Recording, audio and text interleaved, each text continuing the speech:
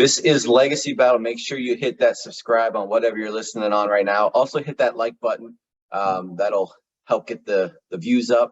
So make sure you hit both those buttons. I'm Michael Adams, creator of Legacy Battle. My panelists tonight from the Gridiron Battle Zone, Brian King. We also have Legacy Battle Zone soccer mom, Becky Voigt here. Our special guest tonight, we're joined by a women's soccer defenseman. She's an NCAA champion at the University of Portland, leading the team to a 23-0-2 record that season. She's played for LA, Boston, Seattle, and the National Women's Soccer League. She represented the United States national team from 2005 all the way to 2014, making 89 appearances internationally and winning an Olympic gold medal. Can't go wrong there. She currently coaches the Puget Sound Loggers, and I'm wearing my cranberry just for her today. So we got Stephanie Cox here. Stephanie, thank you for joining us. Oh, good morning, guys, or good morning for me. But I'm super excited to be here and talk about just the rich legacy of these phenomenal women for U.S. soccer. Yeah, this is going to be fun. This is our fourth soccer debate, and tonight we are going to be talking U.S. women defenders. We're going to try and figure out who is the GOAT, and we're going to start out tonight with, let's see, we're going to go with Brian and Joy Fawcett. All right, Joy Fawcett. From 1983 to 86, Joy played for Edison High School in Southern California, and they won the league championship in all 4 seasons there. Then she was with UC Berkeley from 87 to 89. She was a first-team All-American in all 3 seasons, and in her first season, she set the school record with 27 goals. UC Berkeley later inducted her into the school's Hall of Fame. At the club level, Joy helped her team Ajax win the U.S. Women's Amateur Championship in 1991 and 1993. And in 2003, she was a first-team All-Star in the Women's United Soccer Association as a member of the San Diego Spirit. At the international level, she was superb and vital to Team USA's success. She is the only U.S. national team member to play all minutes of the 1995, 1999, 2003 World Cups, as well as the 1996 and 2000 Olympics. And when she retired, she was the highest scoring defender in U.S. women's national team history. During those 5 international runs I mentioned earlier, Joy helped the Team USA to 3 golds, a silver, and a bronze. One of her biggest goals was on June 10th, 1995, during the group stage at the World Cup. She put one past Australian goaltender to give Team USA the go-ahead goal en route to victory. In 2009, she was inducted into the National Soccer Hall of Fame. She also found time to coach UCLA's women's team from 1993-1997, and she is currently one of Team USA's assistant coaches. So a great defender, had the ability to put the ball in the goal, and was trusted to log tons of game minutes. That's Joy Fawcett. So, Stephanie, with Joy, as Brian mentioned, and that was a stat I'd also found, she is the highest scoring U.S. women's defender of all time. Was she more of an offensive defenseman than a defensive defenseman? And did she maybe leave her team out to dry every once in a while? Give you the hard question to start out with. Hard question. No, I would be curious to see how she scored her goals. I would think that it would probably be mostly off of set pieces, off of corner kicks or free kicks. I doubt as a center back that she was dribbling through, other teams to score her goals, but pretty remarkable as a defender to be that efficient in front of goal. I'm sure there were, not that many opportunities, but to have even collegiately 27 goals, like that's pretty impressive. And I know I played in 89 games for the U.S. and never scored once. So I had a few assists.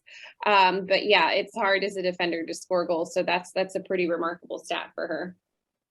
And her being named as a assistant coach to the U.S. team, I mean, that kind of shows what they thought of her when she was playing and her mind, how she can think the game, right?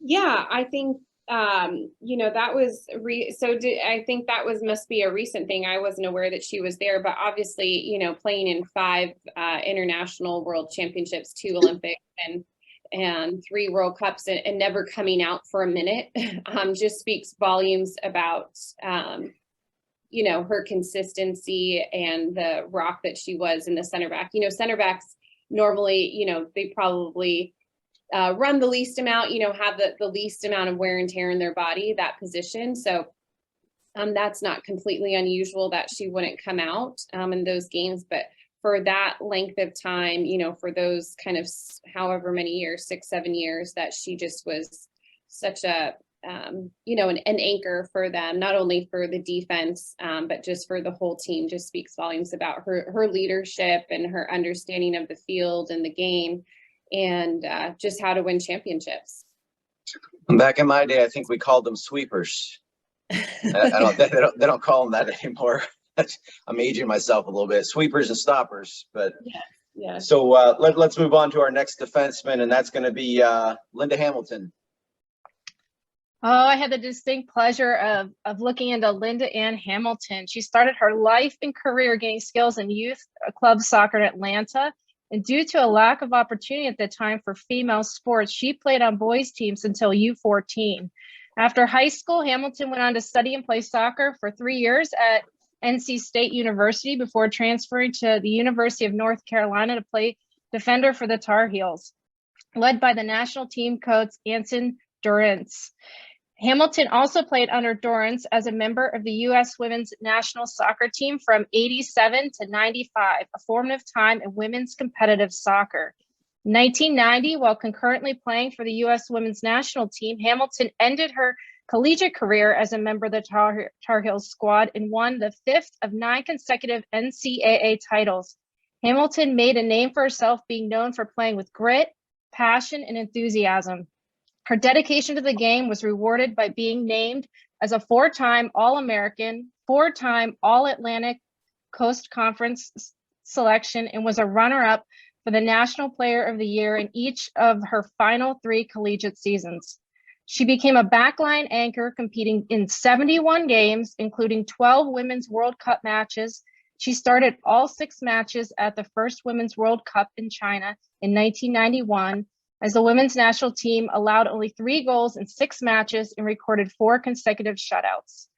She was a standout in her own right, which was no big feat, as she was playing alongside big names such as Michelle Akers and Mia Hamm.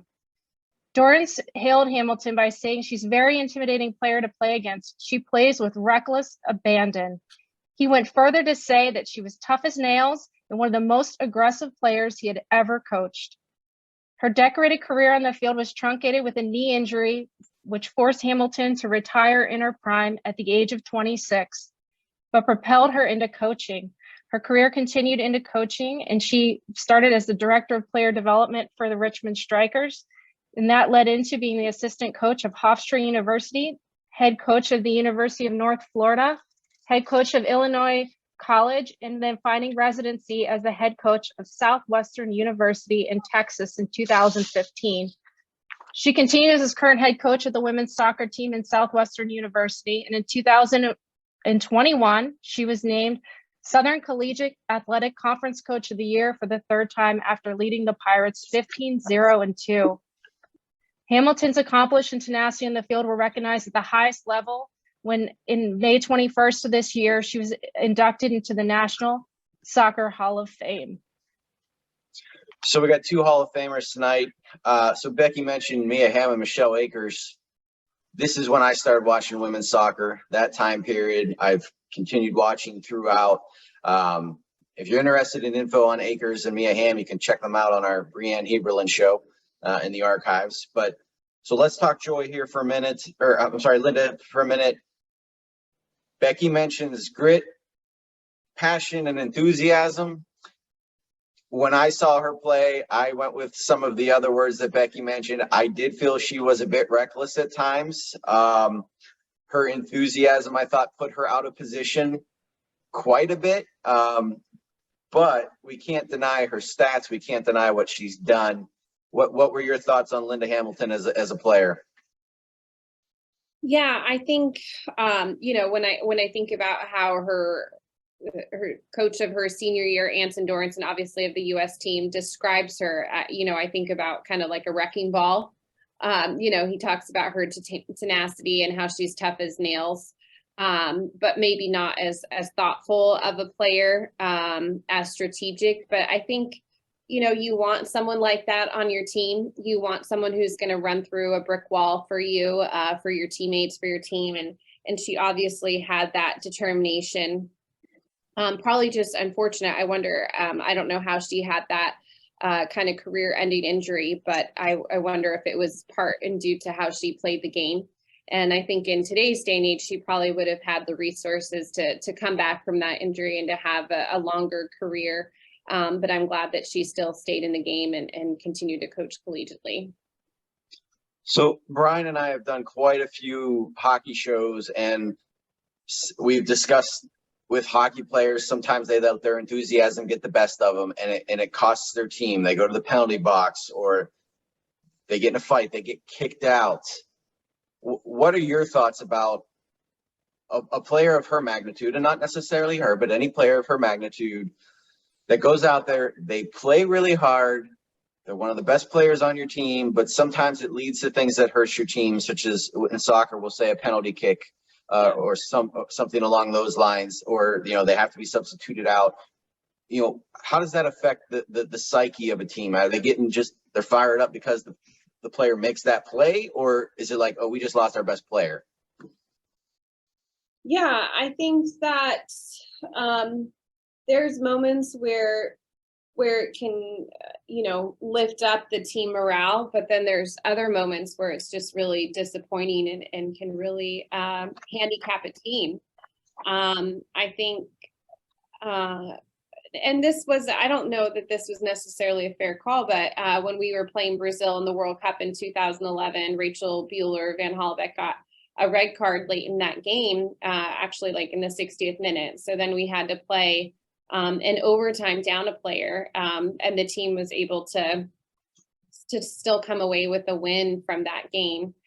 So playing down a player is really difficult at any sport, so in hockey or in soccer.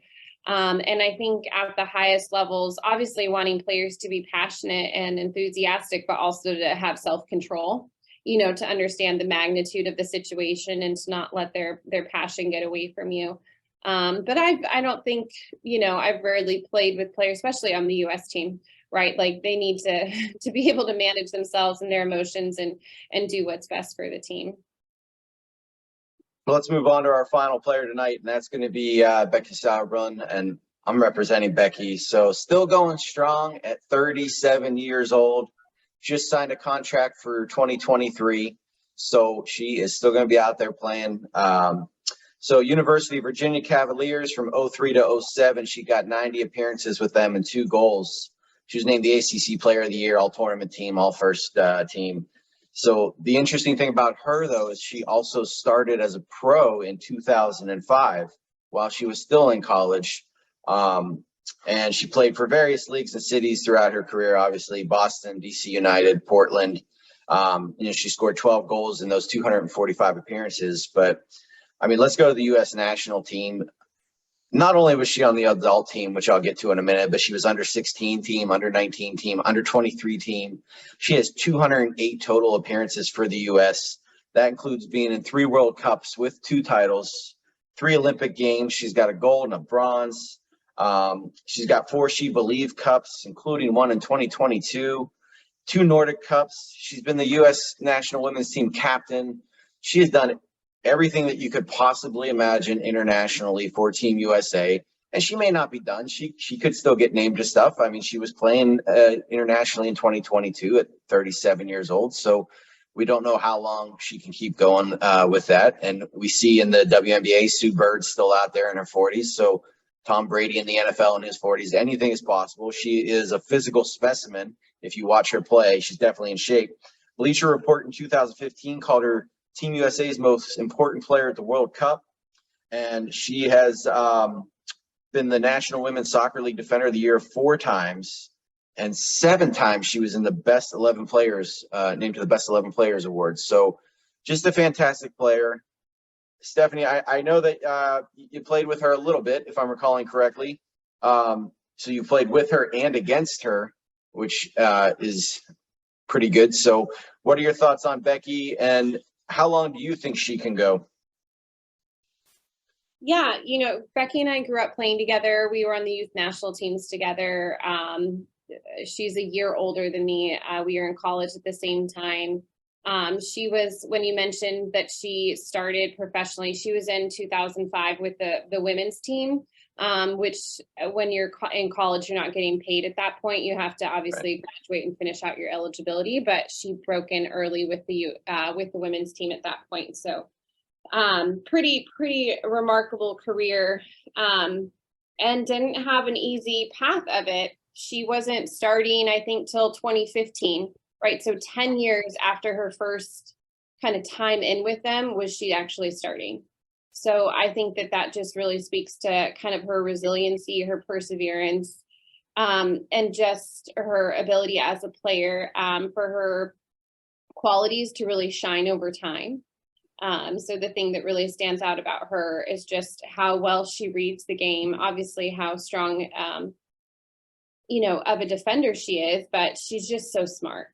She's so smart. She just reads the game and is always in the right spot. She's not, she plays against obviously players now who are 10, 15 years younger than her, who are faster, quicker, and yet she just can make it difficult on them. She can intercept the ball. She can tackle, her timing 1v1, and obviously just her leadership. And I think that you can see that with the awards that she's won in the best 11, how much everyone really respects her and respects just her acumen for the game. So pretty incredible career. And I think, as I was saying at center back, even with Joy Fawcett kind of playing all of those minutes, if you kind of play it the right way, like Becky has done, I think that they have a really longer career than other positions and other players. Goalkeepers tend to have like a later starting point in their career as well, like just getting more experience under their belt. So late 20s, and they can last a lot longer too. And so, yeah, I think Becky could have a couple more years under her belt. I think she's in camp right now with the women's team over in Spain and Europe right now. And I think it's really hard to replace a leader like her. Someone who's been there, who knows what it takes to win and to lead. And, there's a lot of these younger players. Tierna Davidson was in there, but she got injured. Alana Cook's doing really well. Nia Germa. But, it's hard to replace that leadership that Becky brings.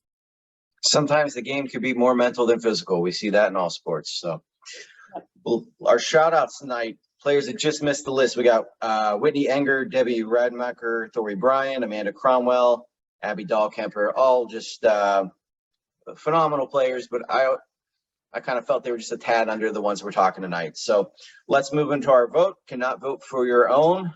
Brian, go ahead.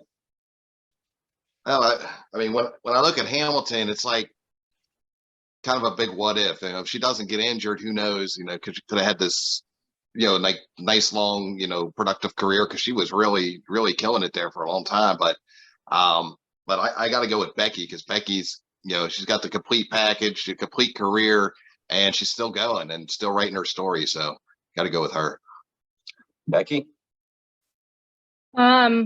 Yeah, I mean, props to Hamilton being at a formative time in women's soccer, but I probably wouldn't vote for her, but I would be voting for Becky, not just for namesake there, but just the longevity of her career, her dedication and focus to continue to play on that level and character that was spoken about. So she would be my vote. So I'm kind of along the lines with what Brian said as far as Linda Hamilton. She is a what if. We had a whole show about what if, and I think she fits right into that category. I don't want to take away what she did, but I'm going with that what if factor as well. I can't vote for Becky, and as her career isn't done, so she can continue to do better. So I am taking Joy, and I feel Joy, I kind of like those older players a lot of times. She fits into what I said about Michelle Akers when we talked about her, kind of a little bit earlier, and kind of help rise women's soccer to what it is today here in the United States, which in my opinion is bigger than men's soccer here in the United States. So, and we don't see that in other sports. So Stephanie, we come to you. You can make it a tie. You can vote for any of them. What are your thoughts? I think, it's a tough one. You guys chose some some great players. It was fun to learn more about Linda. Definitely was a trailblazer in her own right, in that where, the resources weren't always there, and she definitely made a huge impact in the game that's felt today. And I'm glad that she was recognized in the Hall of Fame this year. Joy Fawcett, I know that she was a role model of mine. She was number 14, and I was proud to wear that number as well. I know that, obviously amazing on the field, but then also as a mom playing with the US team and having, I think, 241 caps is pretty incredible stat. But I will have to go with, my teammate and friend, Becky Sauerbrunn. I think that she's still continuing to play is pretty remarkable. I'm not really surprised. I think she's an incredible player, but I think also just her leadership, being the captain and kind of cementing all of these things, equal pay, just helping change the narrative and put women's sports just in general in a better place. I'm just really proud of all that she represents. So that's a win for me tonight and Becky Sauerbrunn. Let's move into our Q&A for Stephanie about her career. Becky, you can start us out. Well, I had some questions here. First of all, I'm just thrilled to talk to you and meet you, and you've had incredible careers and continue to on that legacy in coaching. So, but I'm actually changing my question that I had prepared, and I just wanted to ask you, we talked about all these great women and how they've sort of each generation has built upon the previous in women's sports. And I just wondered if along the path you recognize that in yourself as one of these people that has been really building up women's sports to where it is today, that you are one of those people that has been one of those building blocks for all women and women's sports. And if so, at what point in your career have you realized that, or is that and I'm not sure, I think I might have read that you're a parent now, and how did that play into your view of possibly raising your own children? Yeah. Are you a fellow soccer mom as well? I am. I have 3 daughters, so 2 of them are playing club youth soccer. So there was an eruption of delight and excitement when I told them that you would be on a Zoom call today. Oh, fun. How old are they? 12, 10, and then I have a 6-year-old. Wow. Okay. Yeah, no, I think it humbles me to hear that, like you said, just part of those building blocks, and to recognize that in myself. As I think back on my career, I definitely was very grateful for the 99ers for, I came right in after Joy and Julie Foudy and Mia Hamm and Brandy had retired. So was able to step in for almost 10 years after that into the US team. And then after, but I think the thing that I'm most proud of is kind of the second half of my career as a mom as well. So I have a 9-year-old and a 6-year-old daughter. And in 2012, when I was cut from the London Olympic team, my husband and I, we decided to, kind of start a family, and I got pregnant with my daughter, and then was able to come back on the US team for a year and play in the NWSL. So I think, like Joy obviously had done that, but that's not very common in our league. I think, out of however many players, what is there, 12 teams now, probably like 10 to 15 moms in the league. So last year when I was playing in the league, and even the year before that, when we were going through COVID, we had a bubble tournament, and the NWSL was trying to figure out how to accommodate moms. And so that was really important for me to figure out how to be a voice for us as moms, that, okay, I'm sorry, I can't have my daughter tested every couple days.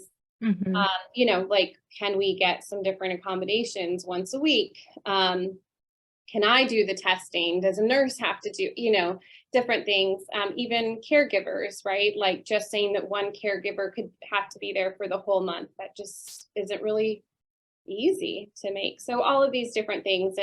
And I think showing my daughters and letting them be involved, seeing other strong women to be a part of a team was really special, a part of the season of life that we were in. But I think also for my teammates to see someone else, being a mom, you think that you just have to choose your career, but that you can still be a mom and be a pro athlete, I think is really powerful. Brian, go ahead. But you announced your retirement from pro soccer after the 2015 season, but then you decided to make a comeback 4 years later. So I was wondering what went into that decision, and are you truly done for good now? Good question. This office at UPS would say I'm truly done. Yeah, so I announced my retirement in 2015 when I came back after having my older daughter Kaylee. My goal, I really wanted to be on the World Cup team in 2015, but that didn't happen. And I was happy to play professionally, but I just felt like not reaching that goal took a little bit of wind out of my sails, and had two great seasons with the Reign, where we won the Shield in 14 and 15, but lost in both of those championship games. And wanted to grow our family, and I don't think I could have thought about trying to come back from another child. That was really hard for me to imagine, the commitment that I had at that point. And so then a couple of years later, I was coaching with the Reign. I was an assistant for Vlatko in 2019. The team had moved from Seattle and was about 15, 20 minutes from my house at that time down in Tacoma. And we were searching for players halfway through the season. It was the year of the World Cup, and we were low on numbers. We had obviously some US players, but then a bunch of international players who were gone with their full teams. And so us as coaches were like, okay, who can we call? Who do we know? And so after leaving those meetings, and sometimes, when we were low on numbers, I would jump out during practice or help. I would be part of the scout team.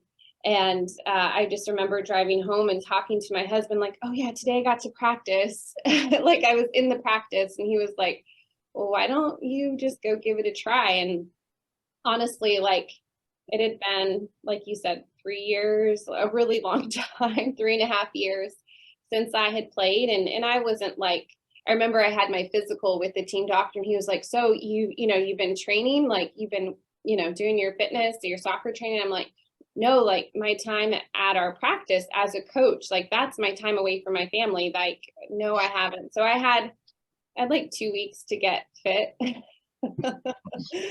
And so the motivation was just totally different. I didn't want to go play in a World Cup. Obviously I wanted to help the team, but it was a different place. I had been coaching obviously with the Reign, but then also coaching high school. And I kind of was just motivated for fun. It was just a real genuine, just love of the game again, just to go out and strike a ball. And maybe Becky can relate, but so often as a mom and as a coach, you just feel like you're doing things for other people. And so that was just really special for me to say, okay, I'm going to do this for me and because I want to. And obviously it was a really powerful thing for my girls. But yeah, then we had half of the season, and then the next year, I was ready to rock and roll, headed into preseason to tear it up, did all the off-season workouts, was just amped up. And then at the very end of our first week, we got shut down because of COVID. And so my girls weren't in school, and I would have to take them to the track, set them up, in a little pop-up tent underneath the bleachers, and bring their backpacks and have them entertain themselves for an hour while I ran. So that wasn't easy, but it was something that I was committed to do because I was part of a team. And yeah, I had the privilege of playing for that bubble tournament. And then in the fall, we had a little kind of short season like a regional season where we played Portland and Utah, and then last year as well. So how have you taken what you've learned in your career from your coaches and your playing time and use that in your coaching style? Yeah, great question. You know, I've gotten to learn from a lot of amazing coaches. Laura Harvey, obviously with the Reign, is just a great tactical coach and how she sees the game and is able to teach the game and view the game. So I hope that's there. But I think, you know, just from my career, you know, even last year, I went into the season thinking that I would be like an integral part of the team, and I only ended up playing in 5 games. And that was really disappointing for me. But I think that having played and been in all of these different roles, you know, obviously in college or with youth national teams and starting, being on the bubble, being a captain, I'm able to relate to all of my players and help, you know, the processing that I had to do last season, yeah, I know helps me when I communicate to freshmen now who maybe don't have a role that they would like, or other players who, you know, it's difficult, and helping them realize to focus on the things that they can control, to focus on the places where they can have an impact, right? That regardless of your minutes, regardless of the role that you have on the team, that the attitude you have, how much you give, your consistency, how, you know, professional you are. Like last year with the Reign, I didn't miss a single practice, right? I was healthy. I, you know, put my best out there every day, and was really proud of that, right? Was that rewarded for minutes by the coaching staff? No, but that was about me and my character and what I wanted to give. So I think that those kind of bigger life lessons, the bigger perspective, are really important for me to pass on to my players now. Becky, go ahead, take one more. Oh, actually, I was so happy that Brian asked that question about coming back from that hiatus, because that was one of my other questions I wanted to ask. But I guess my other question would be, have you seen from the beginning of your career till now, you know, have there been some major advancements, I guess, that you have seen in women's soccer, or how has women's soccer changed from the beginning of your career to the end? Yeah, I was, you know, so there have been 3 pro leagues. The WSA was going on when I was in college, and then I was a part of the first year of the WPS right after I had graduated from college, and then now the NWSL.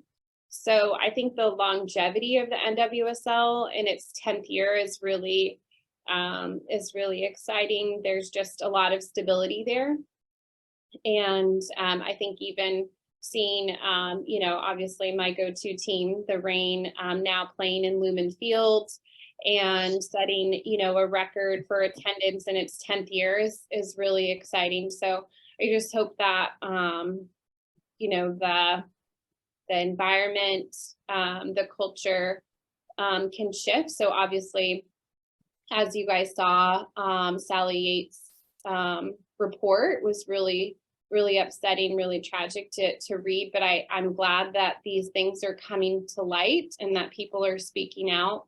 So, you know, I think in the beginning of my career, it was just don't say anything because you don't want to mess it up. You know, you don't want to be the reason why a league folds or why, you know, investors or owners don't want to partake. You just have to just accept that environment. Because that person's the coach, or that person has success on the field, or whatever the reason is. So I think now, you know, the players are speaking up and hopefully being heard. So I hope that this is a big shift as well, not just for, you know, for fans or numbers, but just for the culture and the environment that the players are in. Absolutely. Also looking forward to more women coaches in the future. So as these players end their playing careers, hopefully we can have more and more women coaching women in that role model format. So Yeah. Go ahead, Brian. But and Steph, let's go back to the 2008 Olympics in Beijing, China. None of us have ever experienced this. You've experienced this. So how would you describe what you're feeling from the time of the opening ceremonies to the time that the group stage games are kicking off?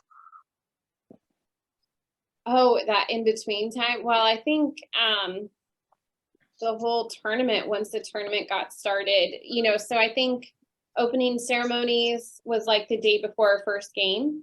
So because of the soccer, it's such a longer tournament, we have to start pretty early in order to have the championship. And that's, I think, even why it's such a smaller roster. It's not as big of a tournament as the World Cup. It just has to fit in this tighter window of just the general Olympics, where the World Cup is like 3 weeks. I feel like sometimes Olympic, or maybe it's even like a month. The Olympics is like 2 weeks or something. But just intense and super stressful. Obviously so proud to do it, but you're there to represent your country and to win a gold medal, right? You're on the US team. And so that's a lot of pressure. So that tournament, we lost to Norway. We got scored on at that time. It was the quickest goal in Olympic history. And so that was not the way we wanted to start the tournament out. But we were able to come back the next game and beat Japan and go on to beat Brazil in overtime. Carly scored the game-winning goal, which was pretty remarkable. And being in the bird's nest in front of 60,000 fans was pretty incredible. But just the relief and excitement and just the celebration after that last game was the best feeling. To be able to enjoy the Olympics. Went to the men's and women's basketball final. I think we went and saw the men's soccer final. So just a lot of, obviously, some fun parties and just to go around the village and soak it all up was pretty special. I think we played on a Thursday and then the closing ceremonies was on a Sunday. So Friday, Saturday were pretty fun.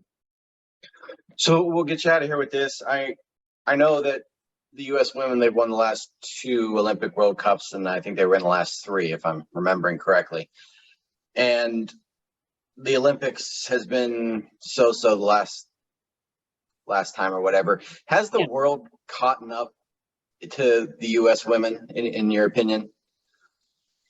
Yeah, I think,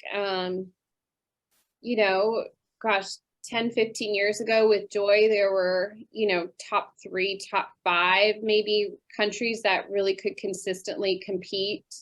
I know in the 99 World Cup, right, that was China, Norway was always in there. But I think, in 2003, they lost to Germany, but I think now there's just a lot more, there's 10, 15, 20 solid countries that could, if you don't show up right on a given day, soccer sports are just funny, right? Not the best team doesn't always win. And, obviously every team knows who they're playing. They're playing the US, they're playing, the best team. And so they're going to come and give you your best. So I think that the gap definitely has narrowed. There's a lot more investment in the women's game in other countries. You can see the flair, the ability, that they grow up around the game. Spain, Netherlands, right? Some really England. There's just a lot. France, Germany, are always incredible programs. So yeah, a lot of challenges for the U.S.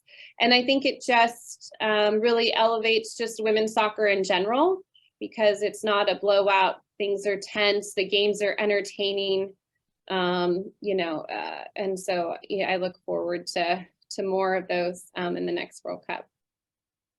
Well, we want to thank you so much, Stephanie Cox, for joining us tonight. Honored to have a Olympian here, but it's U.S. soccer.